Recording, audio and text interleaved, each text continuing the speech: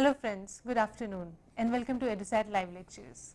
Dear friends, it is our continuous effort to bring knowledgeable and enlightening lectures for you every day. And today, in the same pursuit, we are bringing another lecture for you. In this lecture, we will try and discuss about the concept of democracy and its evolution from Athens all the way to 21st century. To discuss this topic, we have with us our subject expert, Dr. Amir Ali.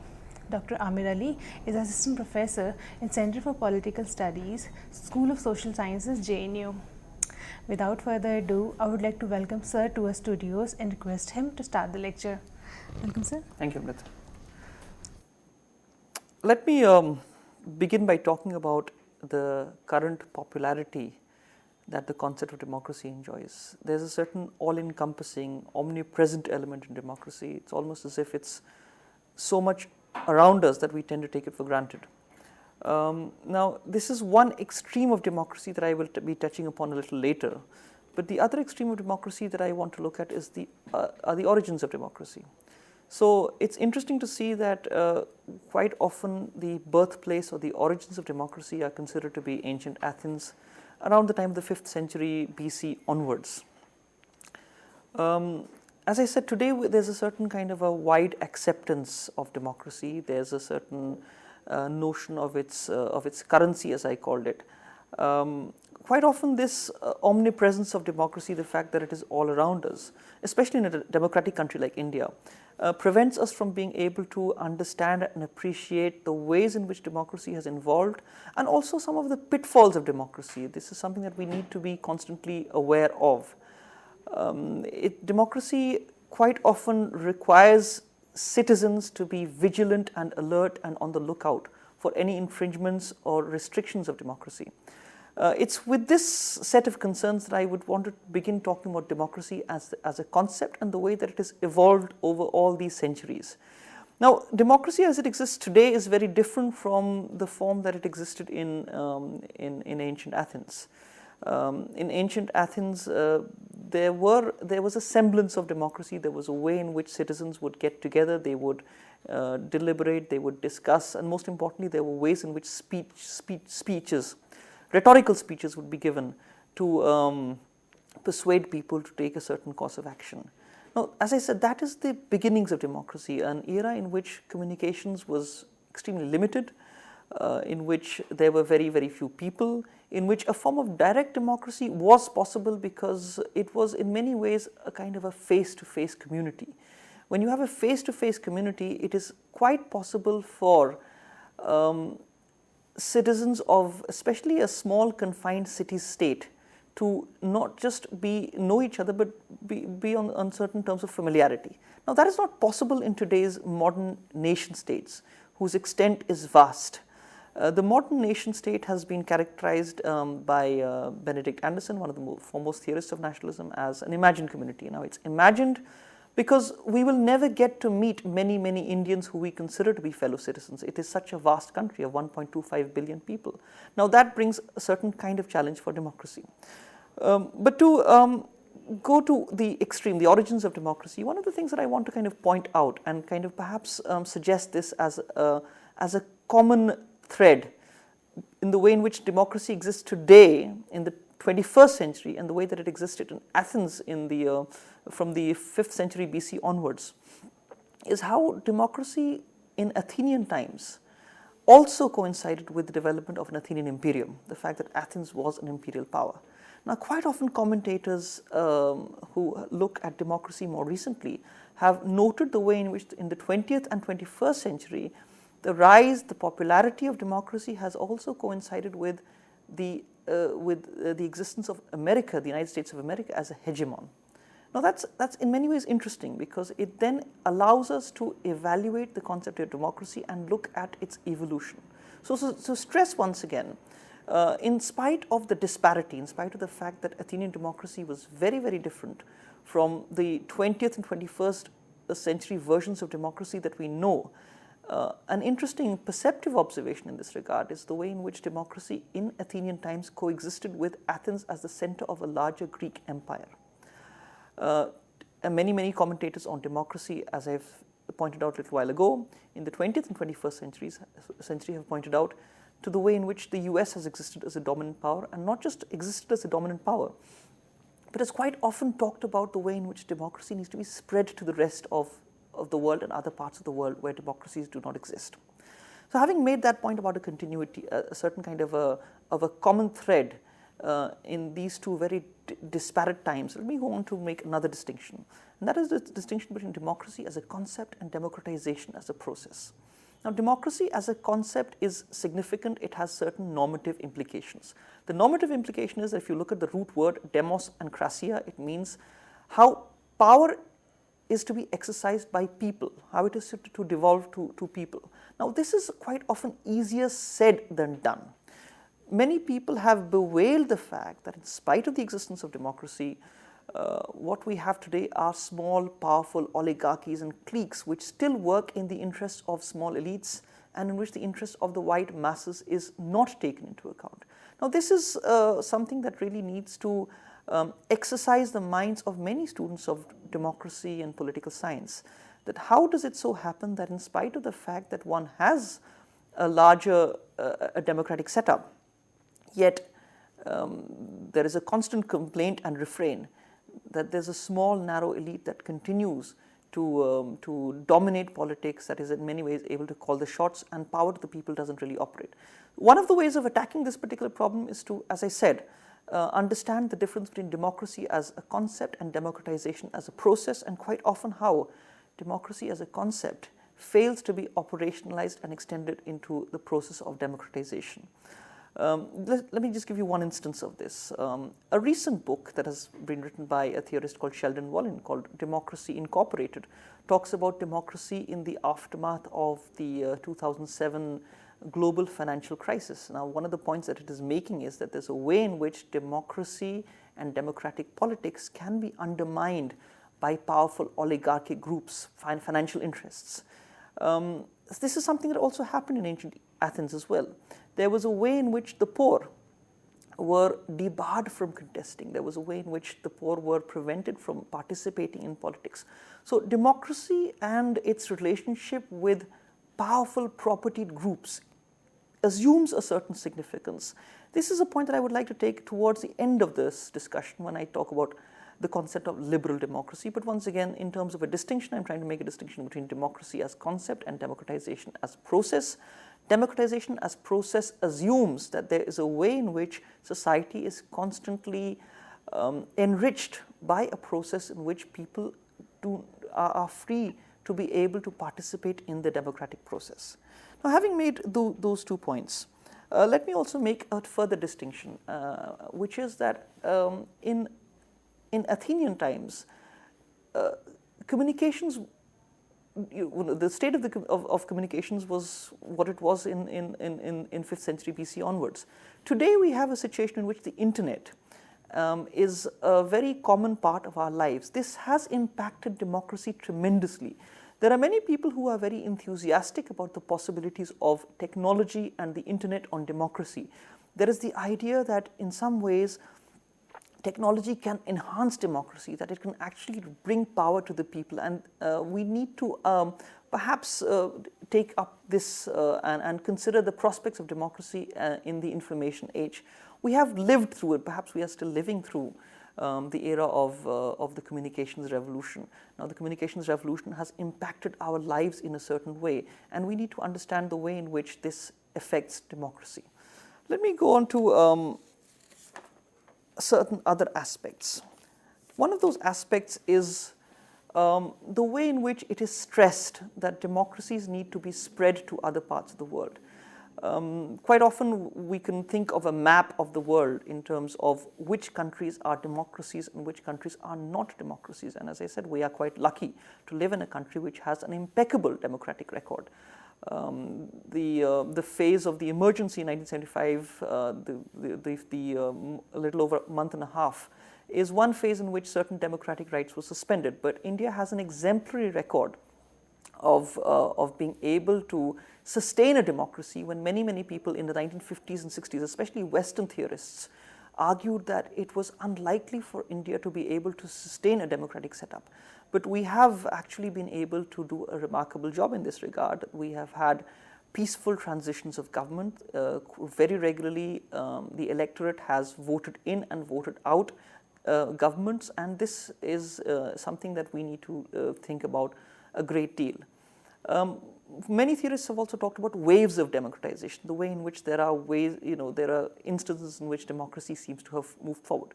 But let me just focus on the current wave, especially the last 10, 15 years. One theorist, Timothy Mitchell, has written a very interesting book with a very interesting title, which is Carbon Democracy. Now, one of the points that Mitchell makes in Carbon Democracy is that if one looks at the development of democracy recently, it's a development and extension in which there are carbon copies of democracy that have been produced and reproduced over large parts of the world. Now, what this tends to assume is that there's a particular form of democracy, and that this particular form or module of democracy can be picked up and it can be replicated in different parts of the world. This is a slightly problematic argument. The reason why it's a slightly problematic argument is that different countries and different societies, with all their specificities, will have different kinds of democratic setups. Just to give one example, India, as I mentioned a little while ago, an example of a remarkably successful democracy, has been able to create its own culture of democracy. Now, to think of democracy in terms of a carbon copy would actually go against the grain of these specificities. So we need to keep an account like Timothy Mitchell's in mind. I would also like to focus to point out that Timothy Mitchell's book Carbon Democracy was written in the immediate aftermath of the Arab Spring. Those exciting developments that happened in many parts of the Arab world, beginning with Tunisia, going on to Egypt, in which people thought that many of these societies were now asserting democratic rights, that they were rising up against authoritarian regimes and dictatorships. But one of the problems in this kind of analysis is, again, it fails to look at specificities of societies. That's one problem. Secondly, it tends to look at democracy as a single model that can just be picked up and replicated, when that is not the case. It's too much of a top-down view of democracy, when quite often democracies are processes that work themselves upwards from within societies. And when democracies work themselves upwards in societies, there is a way in which the democratic impulse, the democratic logic, the democratic culture becomes an integral part of those societies. So this is one of those books that I have read with a great deal of interest in recent times. The very title itself is very suggestive. It also talks about the limitations of democracy, which I'll be coming to in a while. Let me move on to some of the anomalies of democracy. There are the reason why one needs to consider these anomalies is so that one can arrive at a better appreciation of the strengths and limitations of democracies. Once one looks at these strengths and limitations, there is a way in which then one is then in a better position to think in terms of an extension of democratization in societies. Now, one of the distinctions that people have quite often pointed out to when they are considering the anomalies of democracy are forms of direct and indirect democracy. Now, again, going back to ancient Athens, it was possible to have forms of direct democracy in which individual citizens in their individual capacities were able to directly participate in the political process through deliberations and voting. In most parts of the world, we cannot think of a direct democracy. One of the countries which is noted for its for many features of direct democracy, of course, are the Swiss cantons, Switzerland and its various cantons, in which you have direct democratic provisions like referenda and initiatives. The problem with indirect democracies is that quite often people suggest that democracy is activated and kicks in at the time of elections. But again, it's the logistical problem, the fact that you have large nation states, the fact that these are states in which people rarely get to interact with each other, that, as I said about nations as imagined communities, that it's highly unlikely for one citizen to get to know every single citizen of a nation. It's completely impossible. And therefore, that rules out the possibility of any form of direct democracy. However, people have quite often tried to incorporate aspects of direct democracy. Now, let me just point out to a certain pitfall of including certain forms of direct democracy. For example, a referendum. Now, a referendum as an instrument of direct democracy is considered to be a purer form of democratic expression. It's the people themselves, without the mediation of representatives who are speaking up, and voicing their concerns. That in itself may be a very significant thing. However, the pitfalls of a referendum, for instance, have been pointed out in, for example, the Brexit referendum that happened in June 2016. Interestingly, 52% of the people who voted wanted Britain to leave the European Union. Many people we have been informed subsequently regretted their decision to vote for leaving the European Union. One of the reasons for this was that people were not properly informed. Now this brings me to another aspect or another anomaly of democratic politics, which is the fact that citizens quite often tend not to be as informed as they should be. So there is a certain element of ignorance, a certain element of not being properly informed, of not being aware of all the democratic possibilities or of the aspects of the issue that are being considered. The interesting point about the Brexit referendum, to continue with that example, is that the British Broadcasting Corporation, the BBC, had put out a fact checker in which individual citizens could check whether the various sides of the campaign, the Leave and Remain campaign, these were the two sides, whether what they were saying was correct or not. Now, unfortunately, a lot of citizens fail to do this. So the point that I'm stressing here is that when one looks at one of the anomalies of democracy, one needs to understand that democracies are premised on vigilant citizens. A vigilant citizen is a citizen who is aware. It's a kind of a responsibility upon the citizen to be able to educate herself or himself about the various issues that are being considered. One of the perhaps the tragedies of modern 20th century democracies has been precisely this element of citizens not being able to sufficiently equip themselves with the requisite knowledge and the awareness of the issue in hand. So just to give you an example of what I'm trying to stress here, again, I'm trying to draw a contrast between ancient Athens and modern 20th and 21st century democratic societies. As I said, a democracy is premised upon the idea of alert citizenry.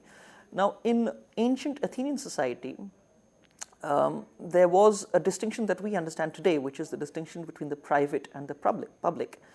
In those societies, the private sphere was quite often looked upon as with a certain element of disfavor. It was suggested that it was the public sphere which was the real sphere of engagement for citizens. So what was being suggested was that citizens must be able to actively engage in the public sphere of democratic deliberation. That is where the real action or the excitement of democratic politics was. And perhaps this is what made Athenian democracy such a vibrant thing. This is perhaps one of the reasons why in the 21st century we keep talking about it so much. However, in modern democratic citizenry, one notices that there is less of an emphasis on the deliberations of the public sphere and there is a greater emphasis on the private sphere. It's almost as if the individual citizen has withdrawn into narrow consumerist concerns to be found in the private sphere. Now, in many ways, this has resulted in a kind of a decline or degeneration of democracy, because as a result of this overemphasis on the individual withdrawing into his own private consumerist concerns, there is an unwillingness, inability sometimes on the part of citizens to be able to actively engage with the real substance of democratic politics that is happening in the public domain.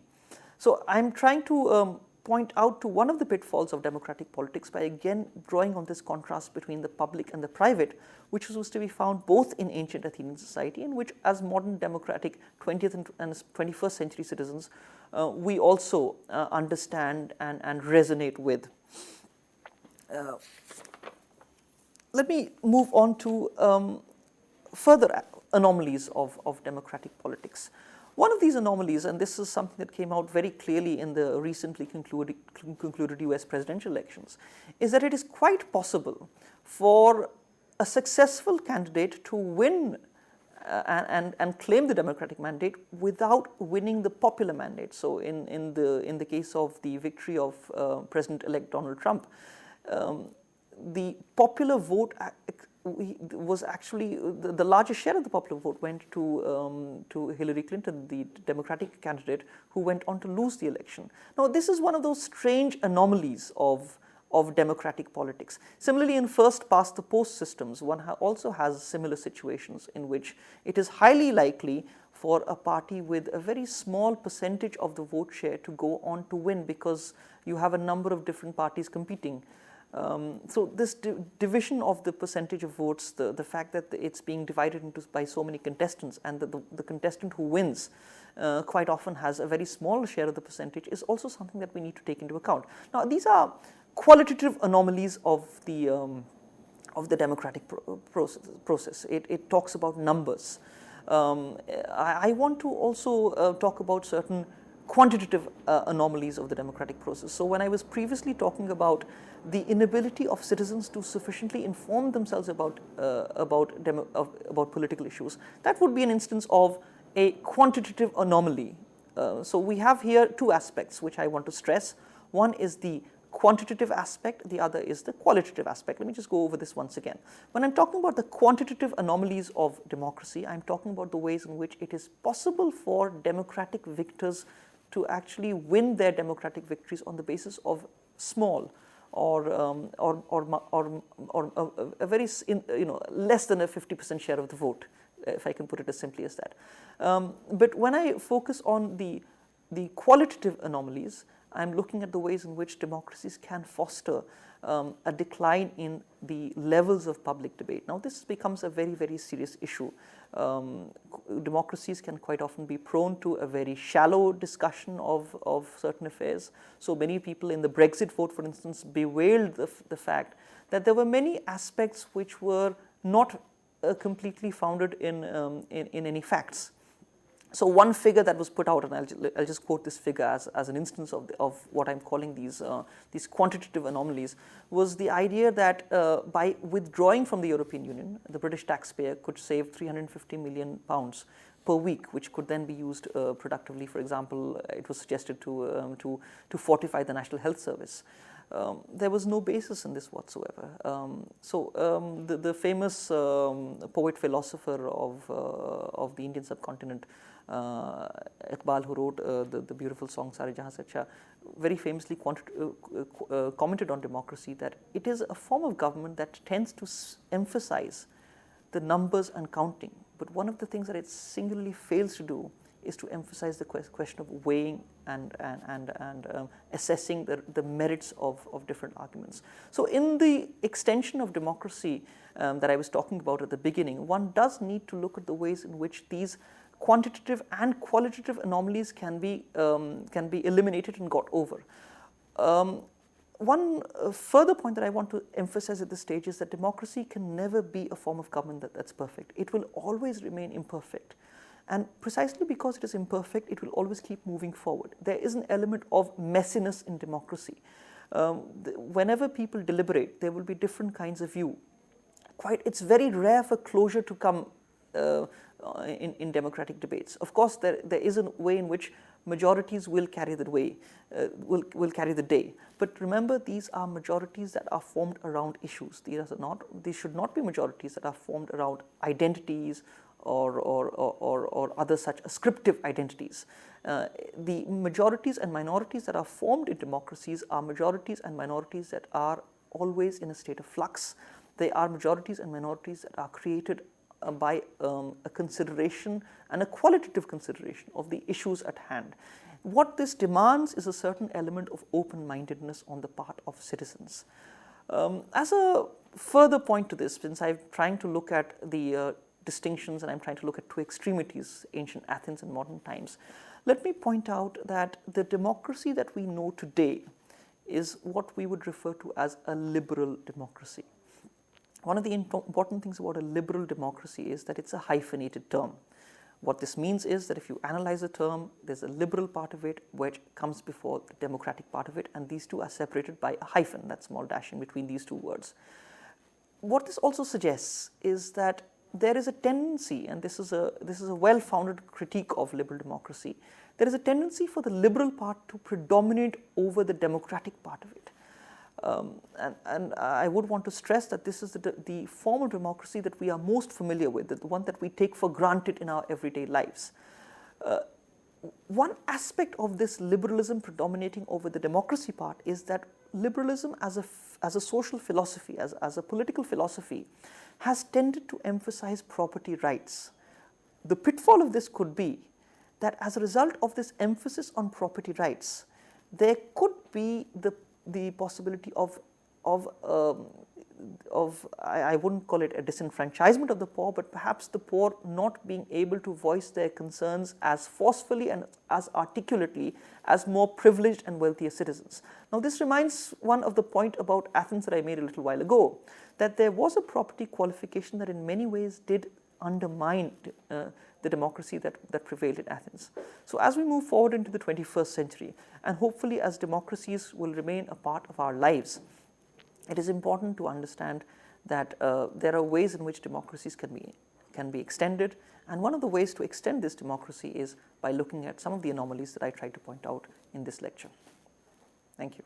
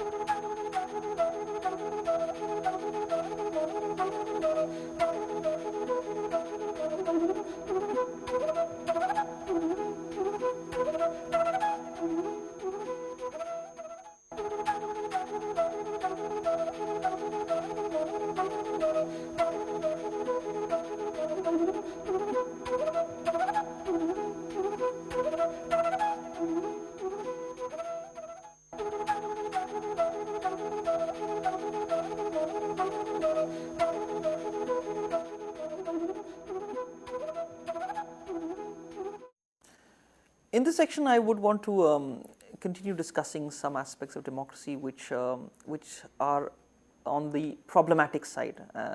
One of the things about democracy that many of us have come to accept is that hopefully this is a form of government that has come to stay with us. Having said that, in terms of the inevitability of democracy, one has to be constantly aware of the ways in which there are pitfalls in the path of democracy. I would want to talk about some of those pitfalls in the path of democracy. One thing that I want to expand and elaborate on is the way in which quite often there is an inability to raise the level of public discourse. So many commentators have talked about the ways in which the logic of democratic politics, especially in its electoral form, perpetuates a form of a lowering of the discourse. Now, this is important because what this suggests is that there's a qualitative decline in the public discourse, the way in which people talk about democracy and democratic issues. This has, I would especially want to talk about this in terms of the information and communication revolution that we are living through, in terms of social media, and especially the internet, because one of the most important aspects of 21st century societies is the prevalence of the internet. So the major issue that I would want to discuss here are the implications of technology, social media, and the internet on democracy. One of the reasons why I'm trying to focus on this is that democracy has of course been, as I said, one form of government that has been with us for quite a long time, that hopefully will be a form of government that will stay with us for many, many years to come, and that we will keep refining this particular process as we go along. But with the pervasive influence of technology, we need to understand how this then will impact democracy. An optimistic view is that technology will facilitate greater democratization. Now, let us hope that that really is the case, but there are many, many people who take a less optimistic and a far more pessimistic view of technology. So, one instance of this pessimistic view of technology is by a historian who's called Noah Yuval Harari, who's written a book on technology and how the title of the book is again very interesting. It's called A Brief History of Tomorrow. Now, the point that this book is making is that if we are not careful with technology, there is this way in which technology can tend to overwhelm human lives.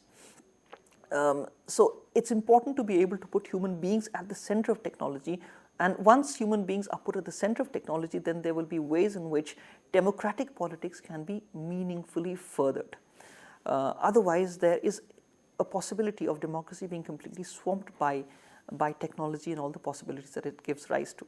So, let me point out a strange irony of the information and communications revolution that we have lived through.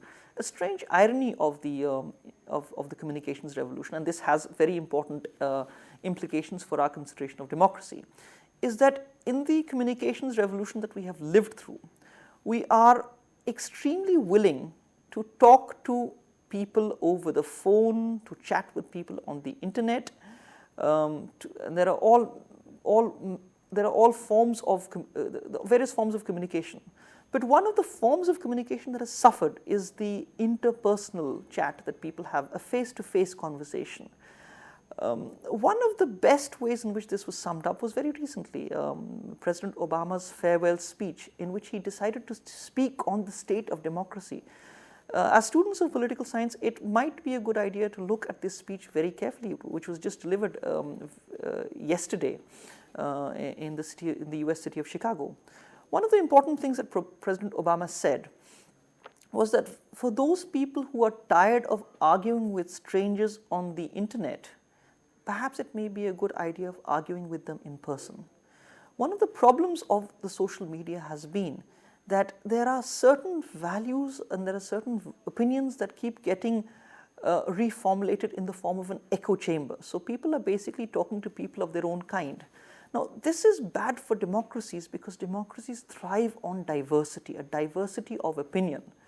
The famous philosopher John Stuart Mill, when he wrote his essay on liberty, talked about how it is important to be able to listen to every single voice. Now, one of the problems with technology seems to be precisely this problem that President Obama is trying to point out, that there is a way in which people are comfortable in their own echo chambers. Now, I want to kind of combine this particular point with a point that I made a little earlier in the first half of the lecture, which is that modern democratic citizens tend to withdraw into their own private concerns. There's a certain kind of a withdrawal as a result of which they're not willing to engage with other people, a form of civic engagement which is very, very important for democracies. So this is one of the first aspects of the pitfalls that I want to talk about. The reason why I'm stressing this point is that as we move forward into the 21st century, the media and technology will be more important aspects of our lives.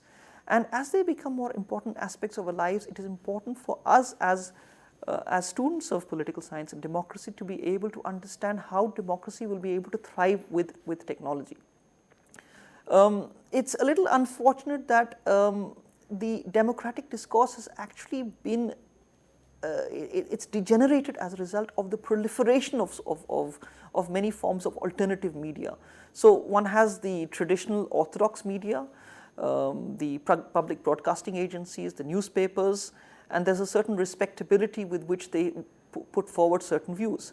There is, on the other hand, the alternative media and the cacophony of voices that quite often the alternative media puts forward. Now, quite often, this cacophony of voices in the alternative media doesn't really emphasize what the facts are and what the truth is. Now, this brings me to another very recent aspect of the societies that we live in, which is a word that has recently made its entry into the dictionary. and that's the word post-truth. So it seems that we now live in a post-truth society in which the truth doesn't really matter, but what matters are the different versions that people are putting forward, and perhaps the version that wins out is the version that is most loudly asserted. Now, this is in many ways very tragic for democratic politics. Again, this is a point that President Obama tried to make in his farewell speech. And the point that he was trying to make in his farewell speech was that in order for democracies to flourish, it is important that people should be able to listen to other people, should be able to empathize with the other person. Not just empathize with the other person, but most importantly, there are certain values like science and reason which facilitate this kind of an exchange of dialogues. This emphasis on science and reason is important, because what this would do would be to for each of us to be able to assess our democratic opinions and measure them with opinions that are being put forward by other people. So as I keep saying, with the pitfalls of democracy, one of the things that one needs to really guard against is a degeneration of the language of politics, the way in which people, there is what has been referred to as a dumbing down of the language of politics. This perhaps would be one of the biggest tragedies of democracy if this were to happen. Now, let me again focus on certain developments of certain ways in which the concept of democracy has been developing over the past 60, 70 years. That is the second half of the 20th century and the first decade and a half of the 21st century. One of the books that I have relied on to understand what has been happening to the concept of democracy over the last 60 to 70 years is a book written by Joseph Schumpeter, which was published originally in 1948. It's called Capitalism, Socialism and Democracy. Now, there are two conclusions from this particular book that I want to take up and discuss a little more in this particular lecture. One of these, one of the aspects of this book that I want to pick up is the way in which the electoral campaign, which is a very important part of democracies, has in many ways come to resemble the advertising campaign. Now, we are all familiar with advertising campaigns because we are bombarded with advertisements on the television and the internet. Now, in advertising, what happens is that a particular company is trying to sell its product to people by convincing them that this is the best product that is available. Now, if democratic politics starts resembling the format of an advertising campaign, then we need to kind of think about democratic politics.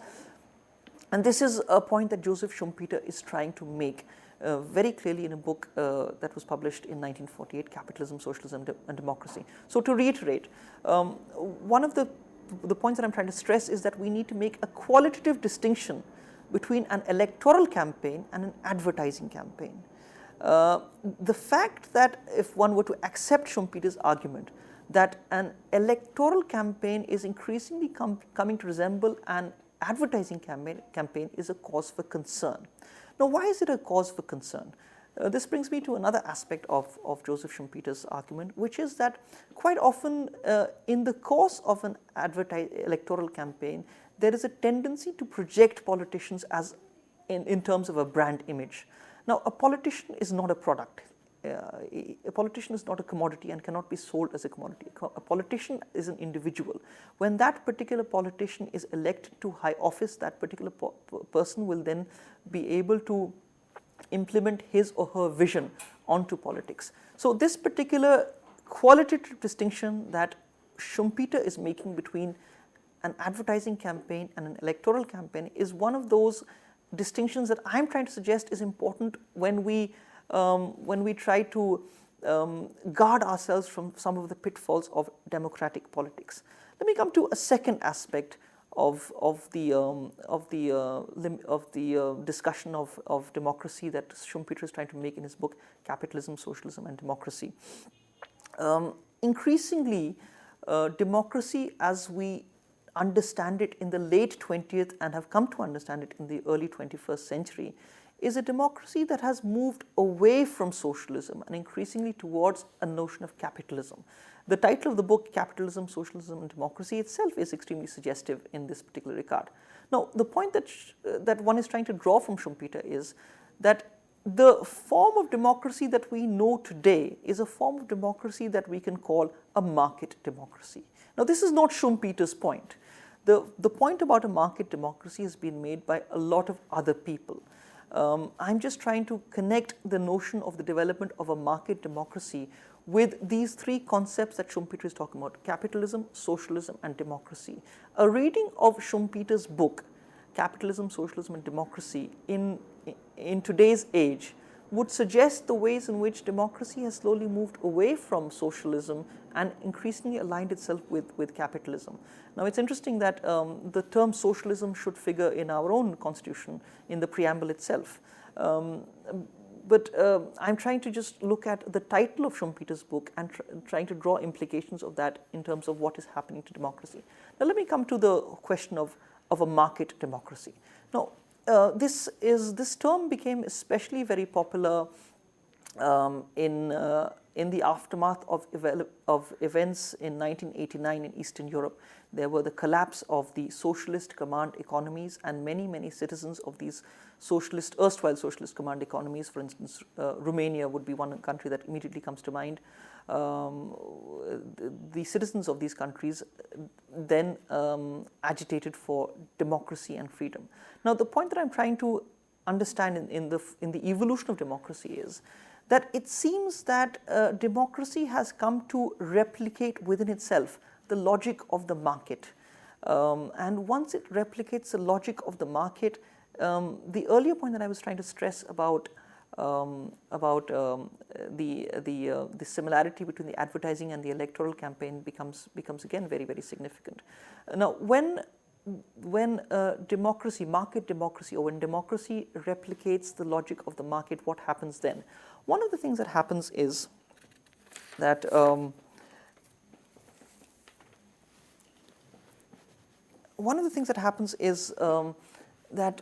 voting increasingly becomes a kind of a form of what is called revealed preference. The voter doesn't really assess the significance of the issues, but what the voter is doing is that he's basically on the basis of whim using his vote to pick and choose one particular candidate. This is extremely tragic for democracy. So let me put forward three points about democracy here after having made these larger points. One is that one of the most important things that we must do in terms of assessing democracy is to guard against the degeneration of democratic discourse. One important aspect, one of the ways to guard against the degeneration of democratic discourse would be to take the emphasis away from two things. One is to not just talk about the concept of democracy, but also talk about the process of democratization. Now, I'll come to that point in a little while.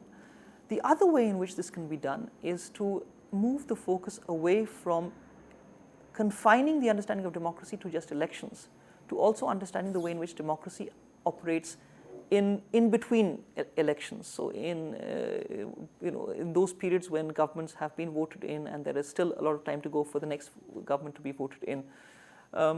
What this does is to be able to emphasize democracy as an important and integral part of our lives. This would involve and entail a kind of citizenry that is alert and vigilant. One of the ways to foster an alert and vigilant citizenry is to emphasize education. Education becomes in many ways the seed bed and the bedrock of cultivating what are called certain virtues. In this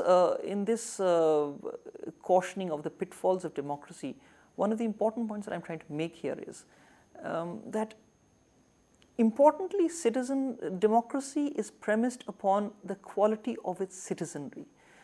In the 20th century, one of the important things that has happened is that larger and larger numbers of people have now started participating in the political process. When they have started participating in the political process, they are coming into contact with the polity in a way that they were never able to come into contact with the polity before. So what this really involves is, is the element of emphasizing the role, perhaps even the duty of the citizen. Now let me just kind of try to point out what I'm trying to say here. In a recent book on the internet and democratic citizenship that I read, one of the important points that came up was that there is an apathy on the part of citizens. Now, as a result of this apathy on the part of citizens, there is an unwillingness to engage in the political process. One of the ways in which this apathy is manifested, and one of the most obvious ways in which this apathy is manifested, is low voter turnouts. The citizen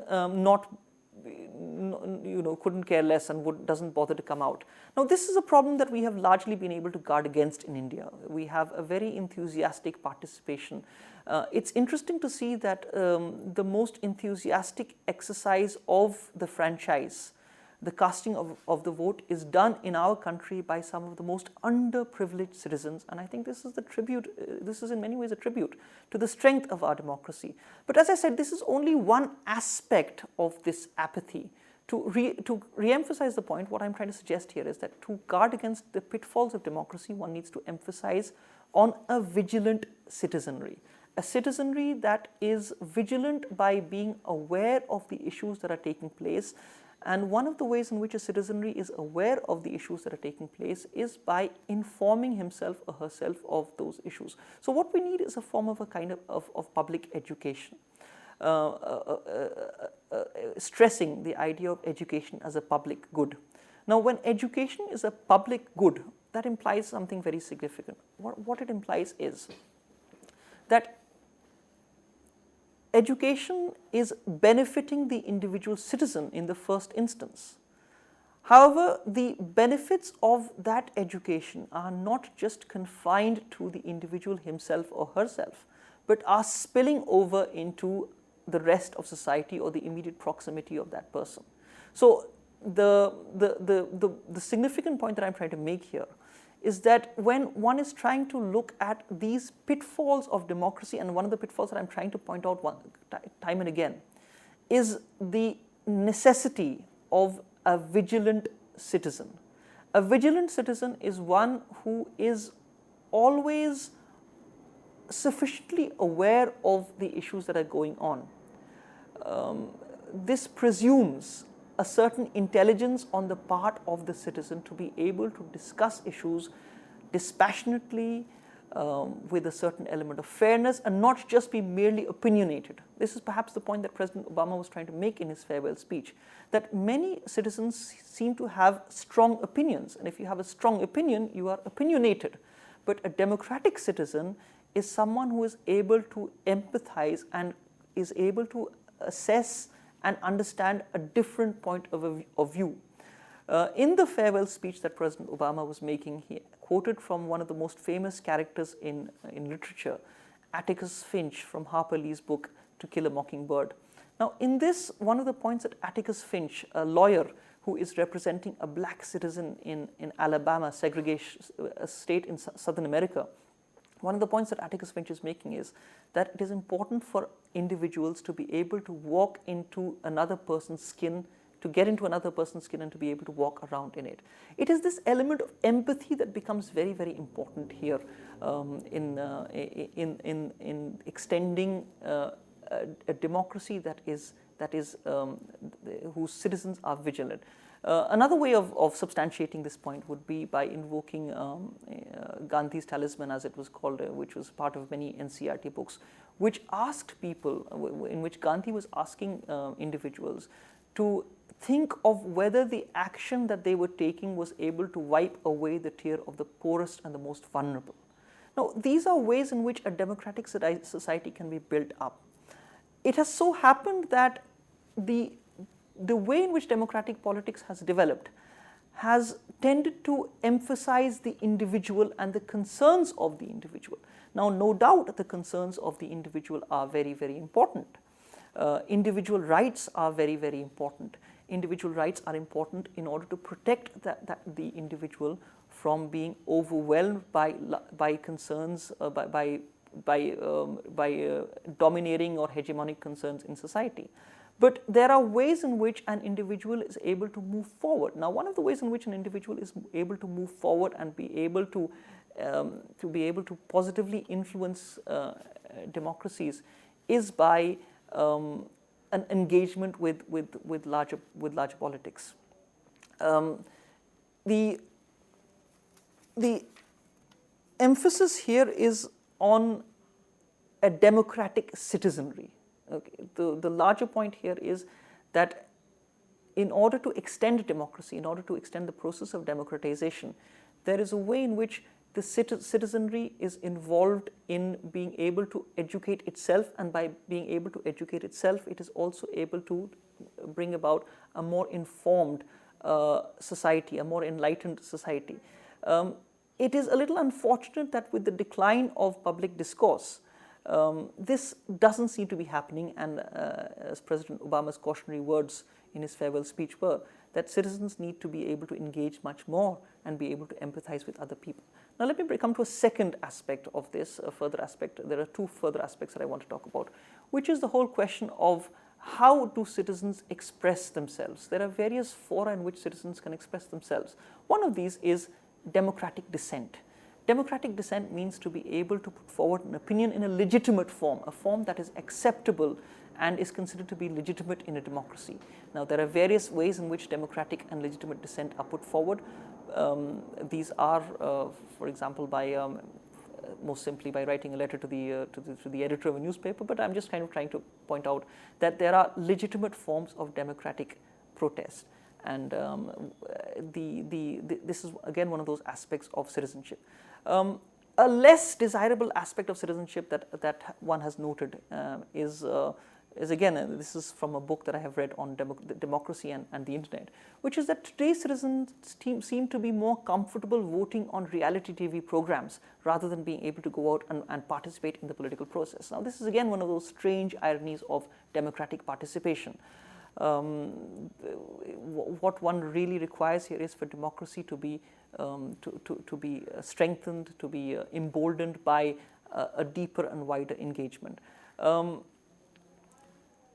In the whole question of the privates and the public that I was trying to point out, it is interesting and by making this point, I'm going back to ancient Athens, that the private sphere was a sphere that was disprivileged. It was a sphere that was considered to be a sphere of privation. Interestingly, the word private comes from privation, which means in some way being denied. So what is being suggested here is that for the citizen to be able to meaningfully engage in politics, it is important for that particular citizen to be able to fortify himself, to be able to meaningfully engage in politics, and by doing so, there's a certain way in which there is an enrichment that is happening, and it is through the enrichment of the individual citizen that one has the prospect of enhancing the quality of democracy itself.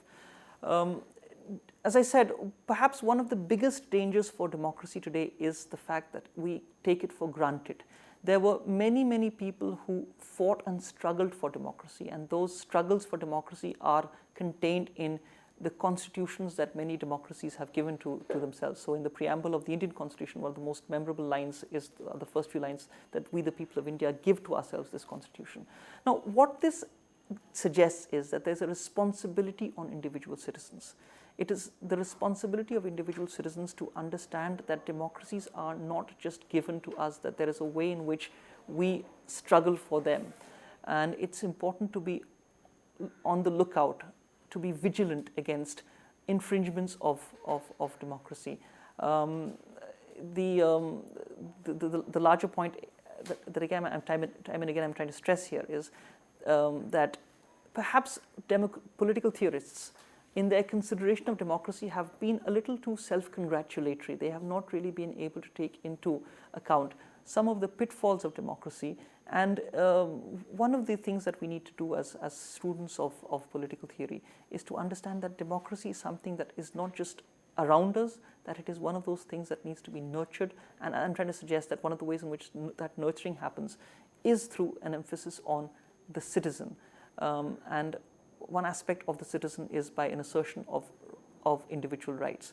With that, I would like to wind up my discussion, and if there are questions, I can Sir, since we are talking about democracy, and you also mentioned the tool of direct democracy, one of them is referendum. Yeah. And there has been a major debate on how effective representatives are vis-a-vis how effective the people themselves are in terms of taking decisions. For example, should Britain stay in the Union or should Britain stay out of the Union? Yeah. What light can you shed on this debate as to the role of representative vis-a-vis the populace itself? Okay, that's a very significant question. It's a question, very important question. Let me put it like this. Now, when I make a distinction direct and indirect forms of democracy, quite often people tend to think that direct forms of democracy are purer forms of expression of democratic aspirations. Okay, they are unmediated. They are straight from the individual citizen. The problem with indirect democracy is that it is mediated by representatives.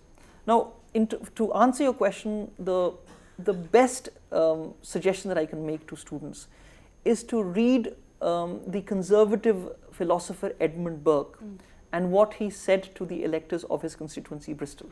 There are remarkable points that he makes. He says he's not just being delegated responsibility. There is a way in which, with his wisdom, he is going to represent those interests. I think this remains one of those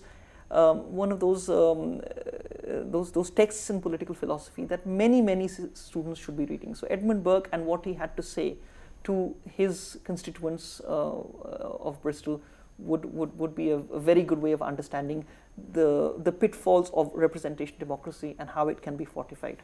But then again, if we are talking about, say for example, Edmund Burke, and if I'm just stretching this point further, that if he's not been delegated a responsibility, then there is this partial responsibility with the citizenry itself, along with him as a representative. Right. So, if, for example, if we take it back again to the referendum part of it, the informed citizenry is also important. As important is the representative of the constituency.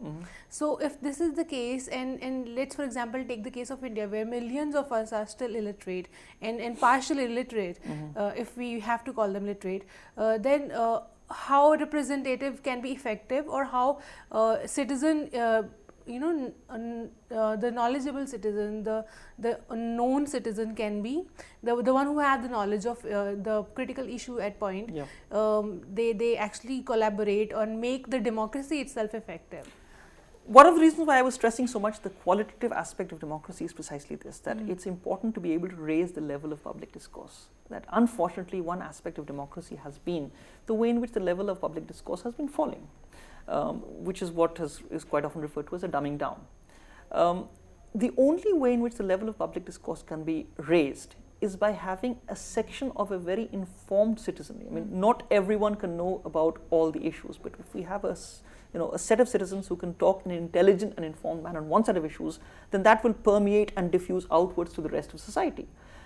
The unfortunate part of recent democratic politics has been that there is a way in which the expert is now vilified and demonized. So you talked about the Brexit referendum.